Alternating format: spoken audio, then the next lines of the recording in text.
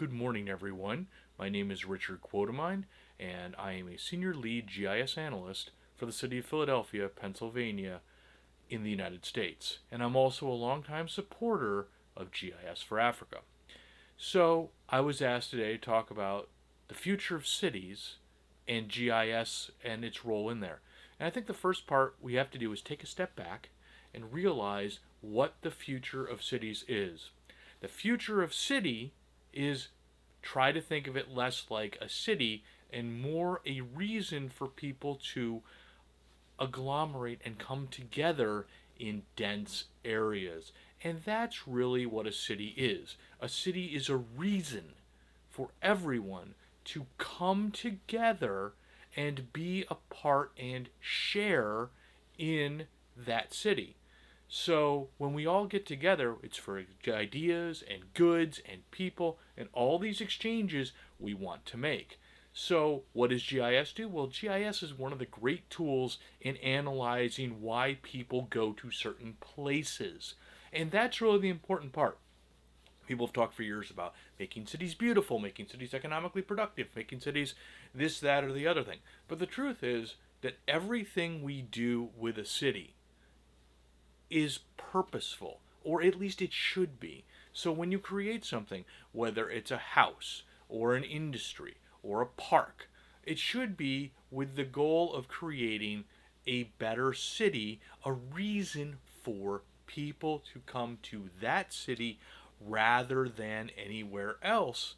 Or alternately, even if they live in another place, one of the goals should be to come to that city for reasons of visitation or tourism or business.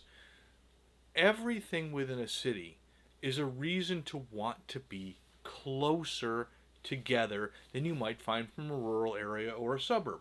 Now, I'm not knocking either of those, but rather the idea of having people in close contact to share ideas is because that creates energy. And the energy from a city, from density, from all of the creations that a city brings, its life and livelihood, that's really what we're stressing here. It's to create a future of a city that is growing, reflexive, responsive, and thoughtful about how and why it's growing. It's not just to create the location itself or a business itself, but rather, why does that particular business or university or park give people a reason to agglomerate closer, to come closer together? Uh, a number of other geographers have specialized why are urban areas dense with people, and I'm not going to get deep into that, but what I can say is that the geography is the geography of attraction to a certain area. So you want to focus on that. When you're in GIS, you can analyze where everything is and why it's there. And that's the beauty of it.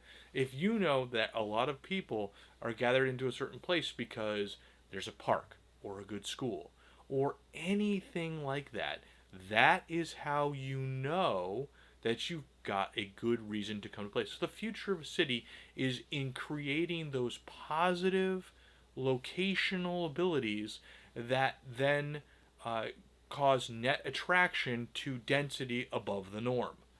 Now, that's a really fancy way of saying, let's take a look at what we do right and keep doing it.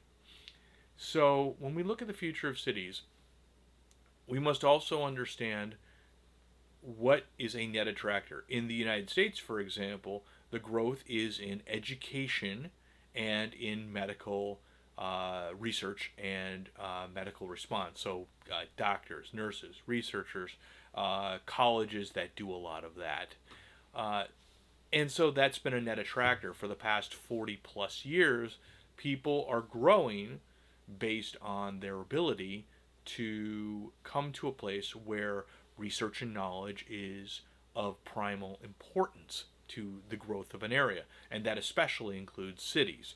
As older, heavy manufacturing is increasingly done by robots, or is offshored to different locations, the United States is increasingly focused on medicine and research. In other words, it's no longer just about the product, but the process. And I can see this coming to any major city in Africa. It could be Cairo, it could be Lagos, it could be anywhere in Johannesburg, or anywhere across the African continent. So ultimately, you have to decide what attracts people to that area, and how do we generate more of it, and what brings people to there. In the same vein, don't be afraid to look at what's not working and change it. And I think that's one thing, that when you're in an area and people have seen success in other locations or in other areas within a city, they say, oh, well, that can be duplicated everywhere. Well, the truth is, you can't duplicate everything everywhere the same way and expect the same result. Every place is different. Every neighborhood is different. And the services and building you want to provide, say, in a wealthy neighborhood or a business district, is different from one with a lower income or lower socioeconomic standard. You're going to have neighborhoods and locations that have all kinds of income spectrums and outcomes and educational abilities, and that's fine. In fact, I would argue that one of the biggest livelihoods of a city is that you have that mixing, that rubbing of elbows between wealthy and middle class and poor. And you have that ability to transition upwards and create a new lifestyle and bring in new blood. So ultimately, what you want to create is a city where you recognize the strengths and the weaknesses and the abilities of every person within that city to the maximum extent possible, and then find out the wheres of that. What makes that area so good, or what makes that area growing and dynamic? Because while you cannot change the fact that in certain locations, certain people are going to have less income than some other people, or less opportunity, you can make that transient. Say, oh, okay, well, this is where a place where people who don't have all the best income live. Well, that's fine. How do we get them the opportunity to rise into the middle class? And that is the great part about a city. A city is dynamic. A city has education and healthcare and schooling and businesses, all in a compact place that you can get to by bus or train or whatever. And that allows people to move upward. And if you're asking me what the greatest part about geography and GIS in an urban setting, in the future of cities, it's to create and keep up that dynamic, that ability to grow out of the ground and keep developing new blood and new ideas. And that's a huge part. Now, I would be remiss in my duty if I didn't talk about climate change, because climate change matters. And what we're going to see increasingly is difficulties with water. And more than anything else, I would encourage all of us to move from an economy that thinks about energy output and more to think about how energy is best and most efficiently used in the cleanest way possible. And if that means transitioning from oil to gas, transitioning from gas to nuclear or hydroelectric and geothermal, all those opportunities, do that. And the reason why is the increasing temperature, some of which is natural and some of which is human, the increasing temperatures that we are facing means that we're going to have heavier storm damage, higher coastal water flooding, all of that. So we have to allow for both mitigation, that is responding to the disaster, and preparing for the future by coming back from the coast a little bit, having cleaner energy, and using our cities as laboratories for dynamic responses to create cleaner, better future and cleaner, better energy.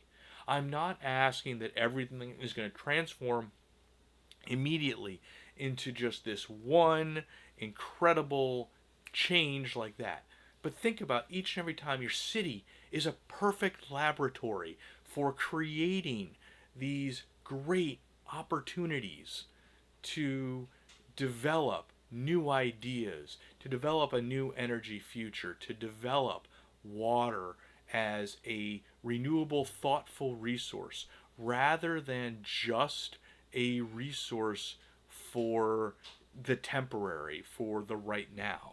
Instead, think of your city as an opportunity to create the future. And once you do that and you understand the wheres of what your city can do wherever you are, you'll be able to use it as that laboratory to lead the creation of the future. And that is why I think city dynamics are so important. I wanted to thank you very much, and if you need me, I can certainly be reached by email, which I will extend later on. Thank you very much, and you have a great day.